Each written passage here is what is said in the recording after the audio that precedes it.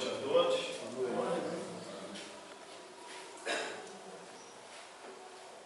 Olha, vocês me surpreenderam. Eu imaginei que iria dar matéria de nada. E não iríamos ter quórum. Só desencarnado, né? Só desencarnado. Que ia ficar hoje aqui falando, né, ao vento. E mas agradeço. deixa maior. Oi? Deixa maior, se concentra. Não fala isso. Agradeço a vocês o carinho, o respeito ao nosso SEAD, por se fazerem presentes, sei do sacrifício, né? A nossa cultura do futebol, do jogo, que não é só um jogo, é passar com os amigos, estar com convidados em casa, poder, né, ter essa troca enfim, de energia, de alegria, né? Mas a gente aqui está participando, parece que estamos ganhando. A gente está aqui, de vez em quando para de forma, olha, foi gol, não foi, está logo aqui ao lado. Então, assim nós vamos caminhando. Nós estamos, podemos dizer, um pouquinho à frente do meio do livro, né? Do meio do nosso consciência e mediunidade. Nós passamos pela importância da prece, algo que nós ainda não, eu vejo, opinião própria minha, né? Ainda não é tão viva a certeza da força que a prece tem. A gente tem por hábito de, no sacrifício, na dor, na necessidade, a gente roga, a gente faz aquela prece, e muitas das vezes a gente percebe que por alguma situação ou outra não ocorreu bem aquilo que nós desejávamos, né? Não ocorreu aquilo que nós almejávamos. E tem a resiliência de entender que talvez aquilo, naquele momento, foi melhor para nós. Mas quando a gente participa do trabalho mediúnico, a gente percebe a força de uma prece. A gente percebe o poder da oração. Porque quando o irmãozinho necessitado chega, vem conversar, abatido, chorando, com dor, e você faz a prece, e ele agradece, e ele transmite a você a sensação de alívio, a gente para e pensa, caramba, funciona. E realmente funciona. Não com aquele intuito que nós temos, da nossa necessidade.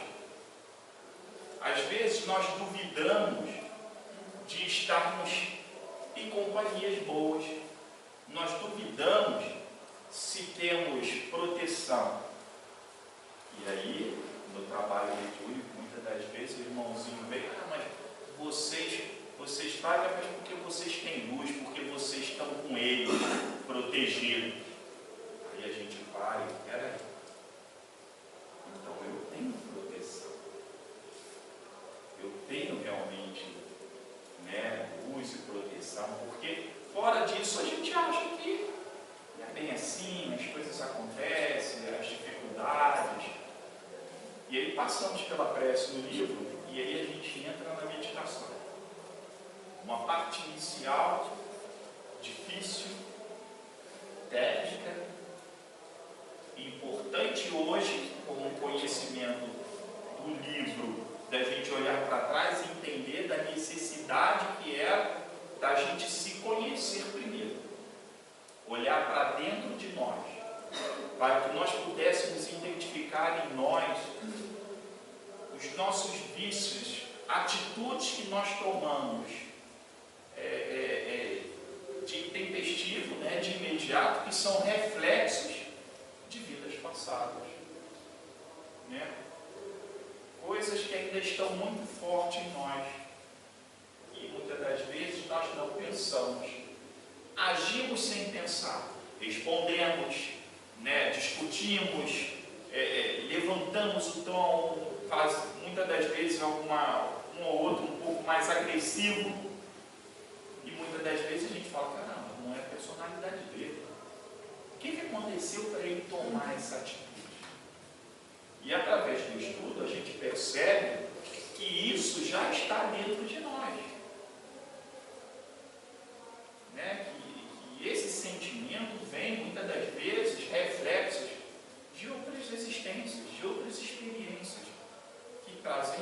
que é uma luta nossa em entender isso. Como é que a gente vai conseguir entender? Olhando para dentro de nós. Porque quando eu me conheço, quando eu começo a me entender, eu vou compreender que, peraí, você está se ligando à toa.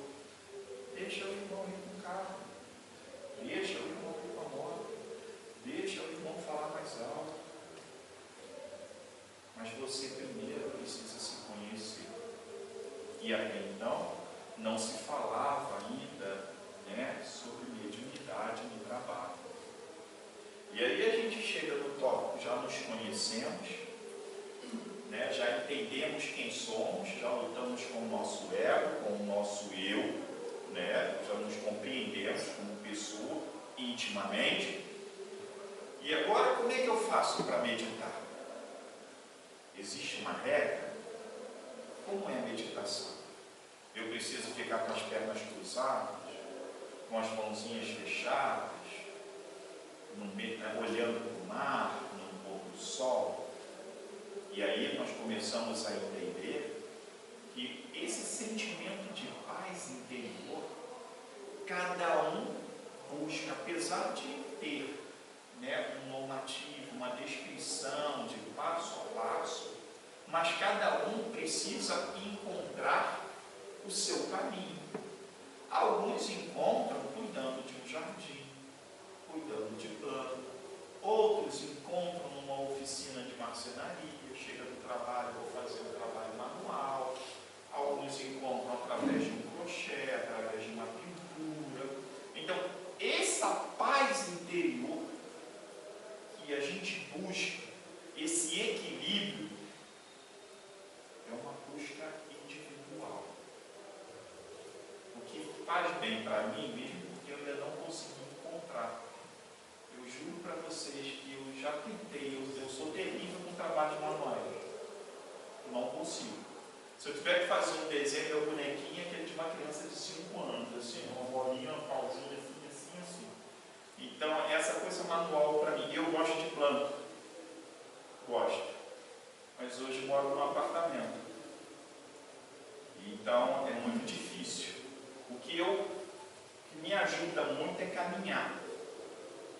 Caminhar me ajuda. E o próprio psicólogo falou, poxa, caminha, que se você está se sentindo bem, se coloca na natureza. E realmente você caminhar numa orla, você caminhar, mudar teu pensamento naquele momento, para mim me ajuda. Mas eu particularmente ainda não encontrei algo, um hobby, né, que as pessoas dizem, qual o seu hobby? O que te dá paz? Alguns conseguem fazer uma leitura do livro. Eu particularmente não sei quem falou aqui, não sei se foi o Eliseu, não sei se foi o Vitor, que a gente começa a ler sobre o mar, a gente começa a ler o livro, eu estou na página 16, eu falei, peraí, tem que voltar lá na 13, porque eu começo a ler e a cabeça não para. Você está pensando numa série de outras coisas e vira um automático, e aí você para e fala, peraí, tem que voltar lá. Então isso acontece. Posso ensinar uma técnica? Sim. Ler falando, lendo alto. Alto. Porque você se escuta. Sim. Então não tem como você... Existem pessoas que estudam falando, né? E conseguem assimilar isso falando alto. Vou tentar. Até mesmo ela faz o esquecimento, né? Ah, eu estou esquecida. Aí você vai lá, vai na cozinha para pegar uma coisa, esquece e tal. Você tem que falar o que você vai fazer. É um treino. Eu já estou na época, pego um papelzinho novo e boto aqui dentro do relógio. Que aí quando eu olho para a vela, eu falei, tem um negócio esquisito. Ih, rapaz, eu tenho que ver o que aqui? E se eu lembrar que eu tenho que fazer alguma coisa, eu falei, acho que eu estou ficando maluco. Ah, eu tenho que trazer um livro porque eu vou fazer o estudo. Eu lembrei domingo, eu vou lá para o mochila e boto. O que você vai fazer? Lembrei que eu tenho que pegar o livro. Porque se eu falar assim, eu tenho que pegar o livro e deixar, eu vou no médico, primeira coisa que eu faço, separo o exame, boto dentro da carteira, abro a carteira, aí boto o exame dentro da carteira, em cima da escrivaninha, junto com o aparelho, eu falo, o que é isso que eu estou guardando para mim não esquecer? Porque senão já aconteceu diante do médico, ela fala assim, o exame. Tudo que foge da rotina, a gente, já aconteceu, gente, eu até pensei que eu falei, será que eu preciso ir no médico? Outro dia eu saí da prefeitura, eu parei e falei assim, onde eu deixei o carro? Eu vim andando para cá, eu falei, peraí, onde eu deixei o carro? Eu não passei por aqui. Eu passei pelo Banco do Brasil quando eu vim. Então o carro está por aqui. Ah, achei. Já sei onde está. Porque você sai do carro, você aperta, mas você já aperta pensando, eu vou fazer isso, eu vou fazer aquilo. Então, e isso é o nosso dia a dia. Isso é a nossa realidade. A dona de casa, ela bota o feijão no fogo, ela já está adorando ali o alho para botar o arroz, já está olhando o horário porque tem que pegar a criança na escola, já tem que ver porque o telefone tocou, tem uma mensagem, deixa ali o alho temperando, vai arrumar a cama, vai fazer. Então, é o nosso dia a dia, é a nossa rotina. Então, encontrar essa paz cabe a cada um de nós. E nós já descobrimos que é possível. É possível. Estamos em busca. Eu, pelo menos, estou em busca, né, de encontrar. Já melhorei muito. Já melhorei muito de estar nervoso, agitado. Eu já consegui um pouco mais calmo, tranquilidade. Pelo menos, para algumas pessoas, falam assim, caramba, você parece ser tão tranquilo. Eu falei, eu não sou. Mas se eu já estou transparecendo, já é um equilíbrio. Então, através do livro, a gente já começa a entender que ele dá um caminho para que a gente possa iniciar essa concentração. E aí ele entra, nós já sabemos quem somos. Eu já estou com minha paz interior. Então vamos trabalhar. E como é que a gente consegue trabalhar se nós não conseguimos nos concentrar? Bibliografias de outros estudos, nós já vimos que a espiritualidade nos isola, porque não estamos conseguindo ter uma concentração, não estamos bem, isola até quem está dando passe, quem está recebendo o passe. Então, isso é algo, infelizmente, rotineiro, tanto do trabalhador quanto daquele que vem da assistência. Nós vemos pessoas, não é algo negativo não, tá gente? Não me entenda como uma fala negativa. Mas a gente tem no atendimento médico espiritual todo um procedimento de atendimento. Como o próprio médico, quando a gente vai para procurar a saúde, o que o médico faz? Você vai na primeira consulta, ele te pede os exames. Você faz os exames, volta no médico. Ele te descreve, olha, dieta alimentar, exercício físico, isso, faz mais isso, toma isso. Daqui uns 4, 5 meses você volta, nós vamos fazer o exame. Então, eu entendo o atendimento médico basicamente isso. As pessoas virem, participarem da prece. Aí eu falo do conhecimento da prece, do poder que tem na oração, do entendimento de que naquele momento todos nós já estamos sendo trabalhados. Aí nós temos todo o preparo do estudo do Evangelho, que é um culto no lar, que é feito, né, a leitura da passagem, e depois vamos para a cirurgia. Mas as pessoas, muitas das vezes, elas acham que é a cirurgia em si. Né? E se você parar para pensar, sim, tem a cirurgia, mas existe um preparo antes. Você vai fazer um exame, tem exame, você tem que fazer um preparo. Né? Então as pessoas vão direto para a cirurgia. Tem efeito? Tem, claro que tem. Tem merecimento, tem a fé, mas entendo que se você cumpre com os procedimentos, talvez essa resposta venha um pouco mais rápida. Né? Mas enfim, então você já se conhece, e aí você precisa do que para trabalhar? Primeiro que nós vimos no estudo passado, afinidade. Precisamos ter a afinidade entre todos os membros. Então você já se conhece, você começa a perceber que a maior dúvida de quem está começando, ou de quem já está no trabalho, é caramba, eu não sei se isso é da minha cabeça, ou se essa informação é algum irmãozinho que está falando. Isso é muito comum em todos os médios. Mas quando você se conhece, você tem tranquilo que você sabe, não, eu não tenho esse tipo de pensamento. Eu não tenho esse tipo de comportamento que está me induzindo. Então é um irmãozinho. E quando você tem afinidade, o médium expõe o que está vendo, ele expõe o que ele está sentindo, e os irmãos de todo falam, olha, não é bem assim. O irmão, apesar de estar trajando uma roupa clara, ele não é essa energia que ele traz. É o irmãozinho que está brincalhão, o irmãozinho que quer atrapalhar. Então, essa afinidade é importante.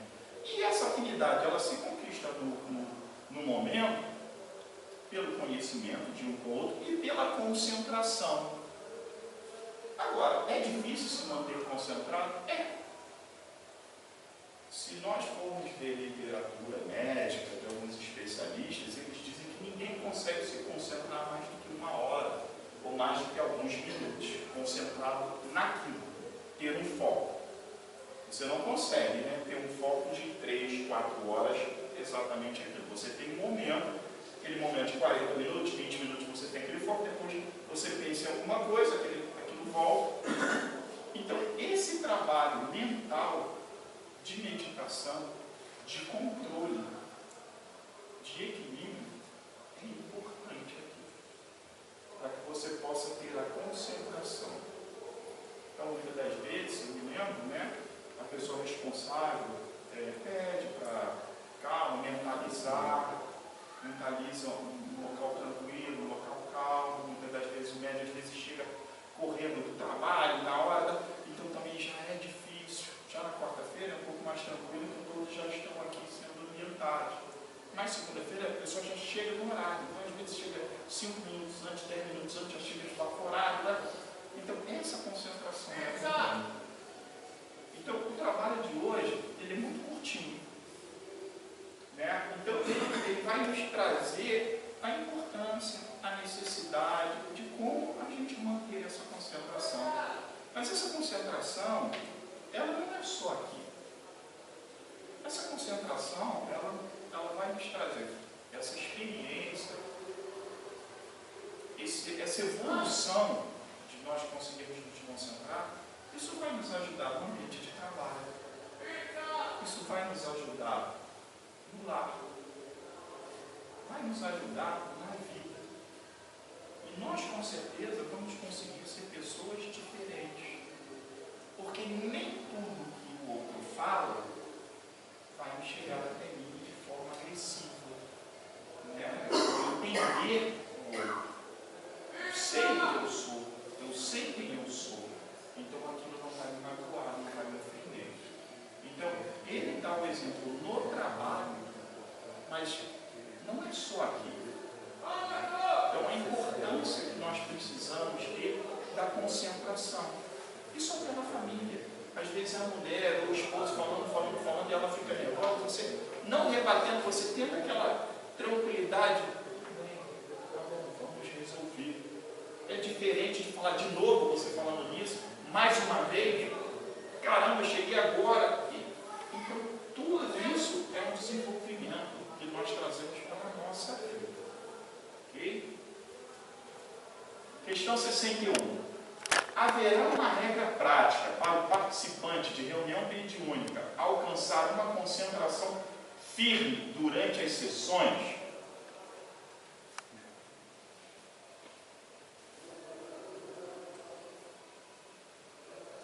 Ele deve manter o pensamento voltado único e exclusivamente para o que acontece ali.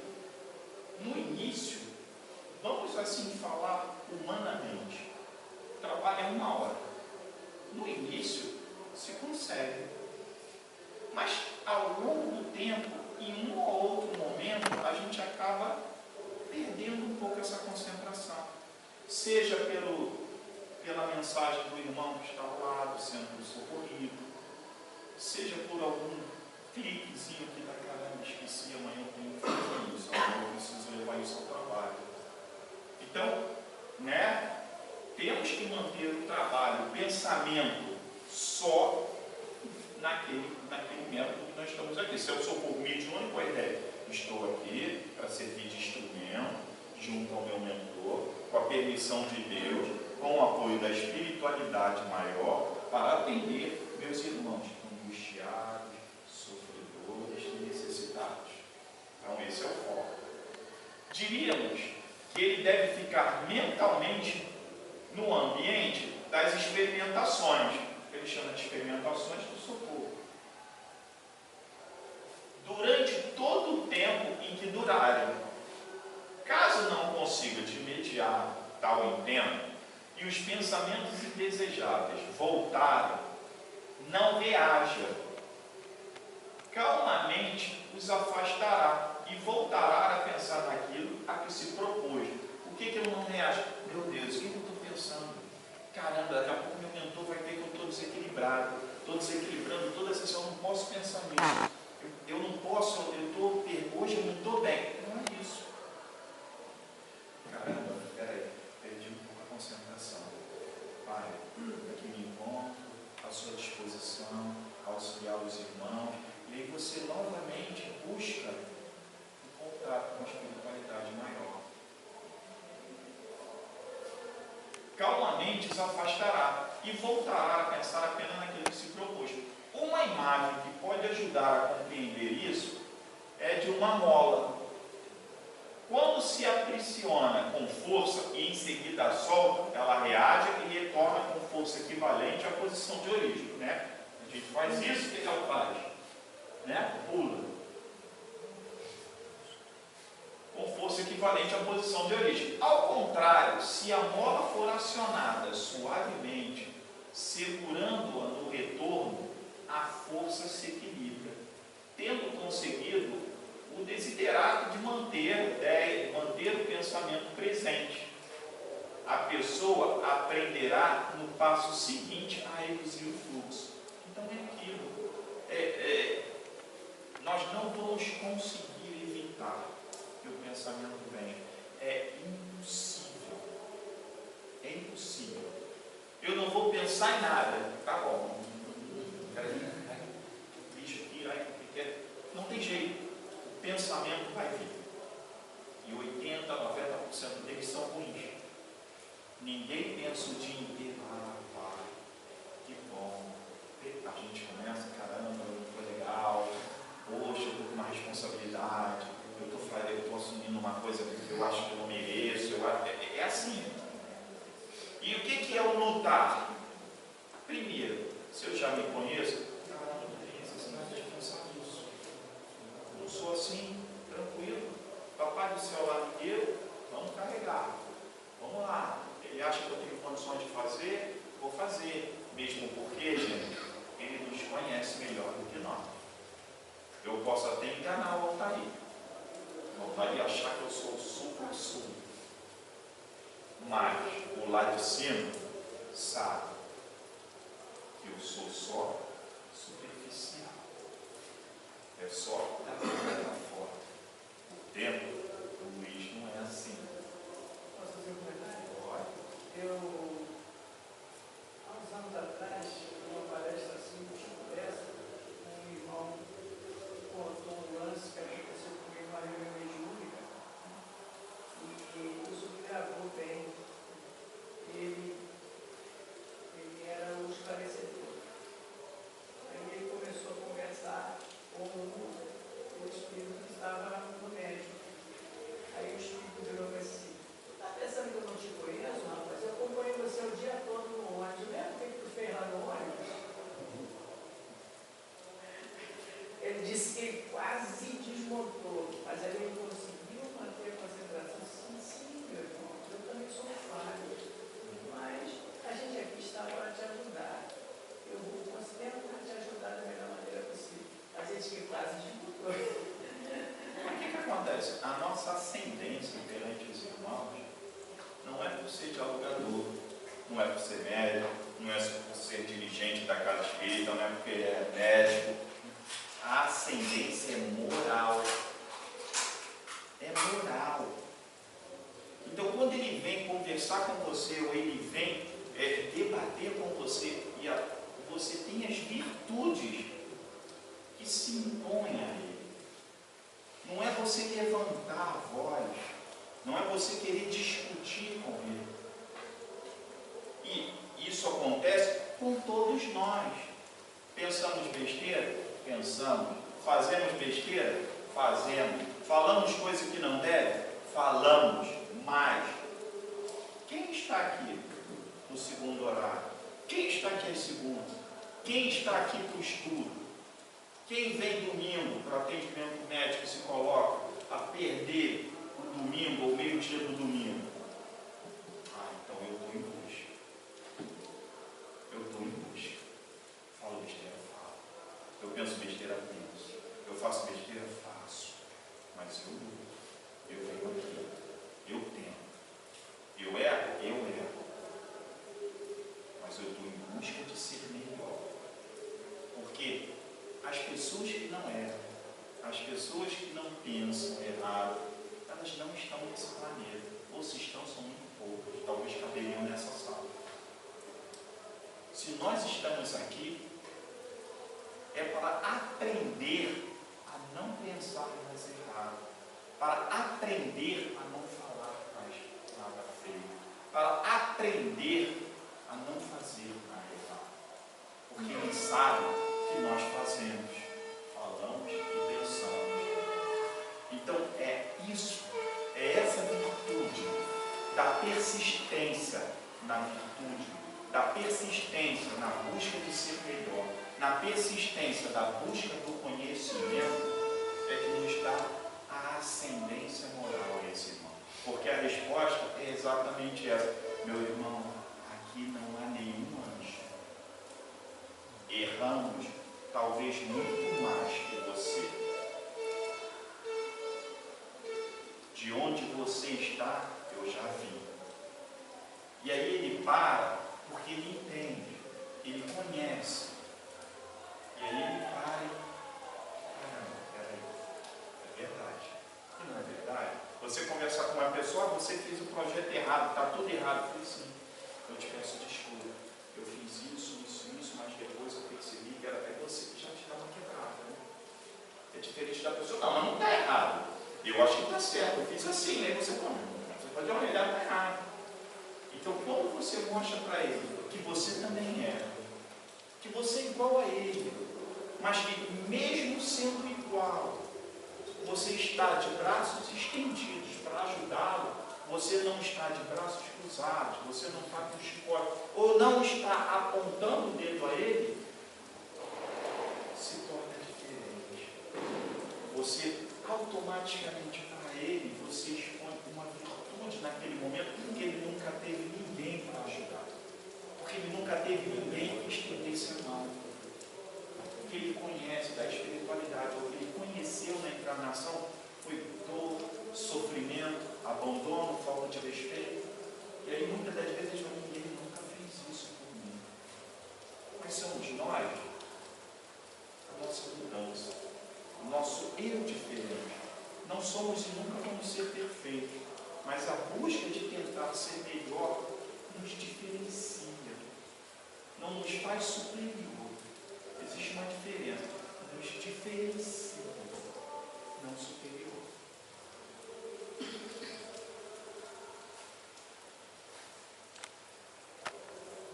Ao fluxo das ideias, até apacivar-se.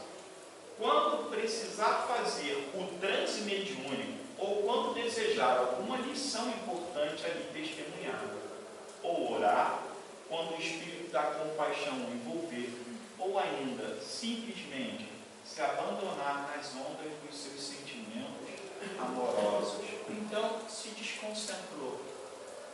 Orar. Se desconcentrou. O que eu vim aqui fazer? Se desconcentrou. Como eu amo ajudar, amparar, socorrer, me colocar à disposição. Na realidade, nós fazemos muito pouco. Nos colocar à disposição.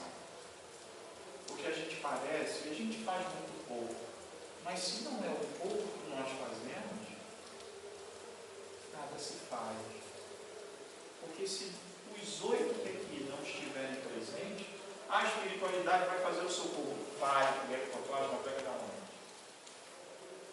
Aquele irmão que está muito materializado, ele vai conversar com quem? A necessidade do choque, a necessidade da limpeza do irmão, como será feito? Então nós temos uma função. como o lápis tem, como a cadeira tem, como qualquer objeto tem, nós temos uma função. Questão 62. As questões aqui apresentadas são fundamentais para o exercício mediúnico. As questões, todas para trás, tá? Todas as outras. Essas recomendações se aplicam em tudo, né? Aos assistentes e doutrinadores, isto é, aqueles que não dão comunicações ostensivas, ou seja, aqueles que aqui estão sentadinhos, né? Também tem essa importância. Gente, eu vou confidenciar uma coisa que vocês não sabem. Quando eu vim para cá, quando eu vim morar em Mangaratiba, eu vinha, né, com a irmã, ela vinha, eu ficava sentado aqui. Aí eu vinha seguro, porque ela trabalhava, mas na quarta a gente ficava no estúdio e muitas das vezes, não sei se a Giovânia ficava em casa ou ela ainda estava no Rio, e eu comecei a ficar a quarta-feira para a segunda parte. Lembro por causa do Lucas, acho que ela ficava em casa por causa do cara veio, ela ficava lá na manhã dela, eu ficava. E uma vez eu falei assim, mas de manhã eu não vou mais não. Aí ela falou assim, você não vai por quê? Aí eu falei assim, porque tem uma hora que as pessoas perguntam assim, e aí, o que você sentiu? O que você viu? Eu não vejo nada, eu não sinto nada. Caramba, eu fico ali sem graça. Aí a pessoa me botou hoje que botava sentado na mesa. Né? Eu falei, caramba, não tem nada a ver, foi importante. Não, eu não vou mais não.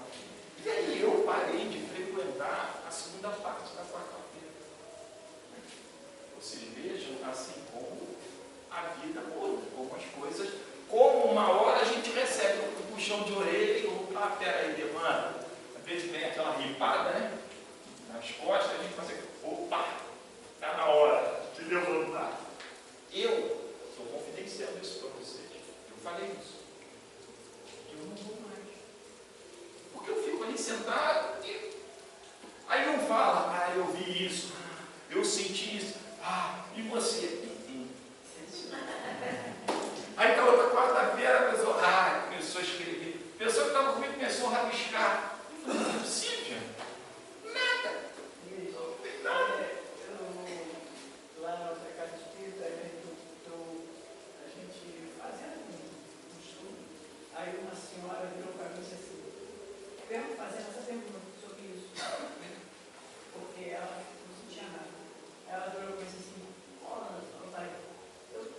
eu estou há 15 anos, olha só, 15 anos na reunião mediúnica e não tem mediunidade nenhuma. Eu vejo assim, a senhora não pensa. A senhora tem mais importância do que muitos médicos ali que recebem os espíritos. Porque a senhora está doando ectoplasma para fazer o serviço todo ali. Além do passe que a senhora está dando nos. A senhora tem importância sim. Mas ela estava quase desistindo. Eu falei, não desista. Aí você vê o que o conhecimento, o que o estudo nos traz. Hoje, se uma pessoa fala comigo, isso também faz isso. Gente, eu fiquei todo cheio. Tinha uma senhora que ela morava, eu esqueci o nome dela. Ela foi morar em São Paulo, ela morava acho que no sítio A Ninete. Linete. Ela estava na sessão e aí ela me colocou e falou assim, bota a mão sobre o irmão. Eu botei. Aí ela falou assim, quando acabou a sessão, ela falou assim, você é um excelente doador de ectoplasma. Eu não sabia o que era ectoplasma. Cheguei em casa, vai, já falou que eu sou excelente doador de ectoplasma. Você vê. Aí eu fiquei todo cheio, agora eu já tenho função. Aí quando eu falava assim, Luiz, eu já. Calma assim, né? Luiz, pode vir. Eu tô lá. Você vê o estudo, a persistência, né? E a vida, né? Como faz essa mudança, né? Então, eu não vou dizer exemplo, não sou exemplo para nada, mas quando falar, caramba, eu não quero. Não, cara, lá viu, o Luiz falava também, eu passou por isso. Eu passei por tudo, gente. Pode passar, tudo que vocês pensam aí, eu passei. Também eu. Não desistem.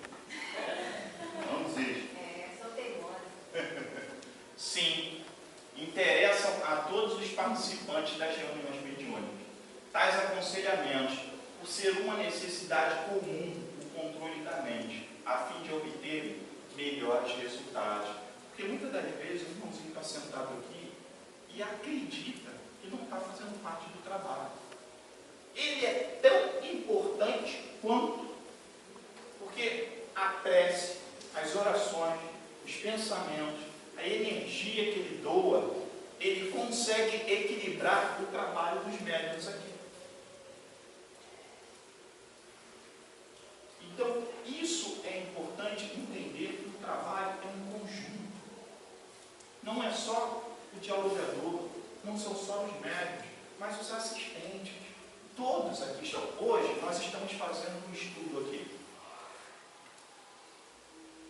Nós trazemos irmãozinhos. Nós trazemos irmãozinhos. A minha presença aqui pode estar sendo de auxílio para aqueles que me acompanharam, para aqueles que convivem comigo, e para alguns que não querem se distanciar de mim. Água, pedra, água mole, pedra dura, tanto bate, até que chega uma hora que ele fala: pô, peraí, todo mundo igual a mim chega ali, pô, o cara ali foi, aceitou ajuda, está ali, eu acho que eu estou meio cansado, né? Acho que eu vou aceitar o convite dele ali. Ó, mas se eu quiser eu posso ir embora? Pode ir embora. Então tá bom, eu vou aceitar, hoje eu vou ficar aqui. E é assim. Eu não consigo perceber, mas os médiuns passam a quantidade de irmãos desencarnados que aqui estão. Porque o estudo é para eles também. Todos aqueles que foram socorridos há alguns anos, alguns meses, algumas semanas, e aqui estão para entender por que passaram por isso. Então, a importância do estudo de cada um de nós. Muitos médiuns já viram, enquanto os irmãos estão tomando passe, lá os irmãos estão sentados aqui, a espiritualidade está circulando e dando passe. Então, a necessidade do silêncio, do pensamento positivo, de estar proativo ao trabalho. E o que é o trabalho? O trabalho do amparo, o amor. A partir do momento que eu entrei aqui, eu vou entrar em confraternização com os meus amigos que aqui estão e com a espiritualidade maior. Eu estou aqui para ouvir, para me fortalecer, para pegar coragem e praticar. Então, a espiritualidade que aqui está, que nos acompanha, nos percebe, nos vê,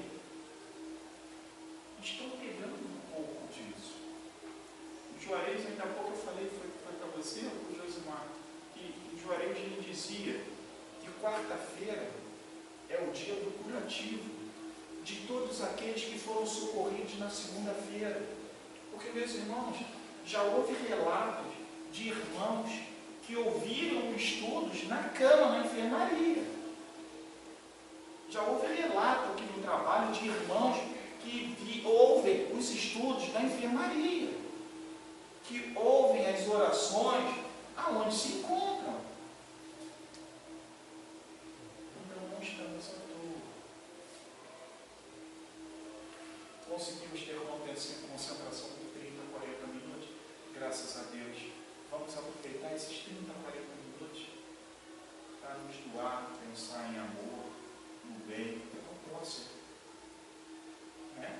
Porque, com certeza, nós somos 20, mas talvez estejam 200, 400, 500 a escutar esse estudo. Para todos nós. Bem, meus irmãos, eu estou encerrando hoje o capítulo 2. Na próxima semana é o Jorge.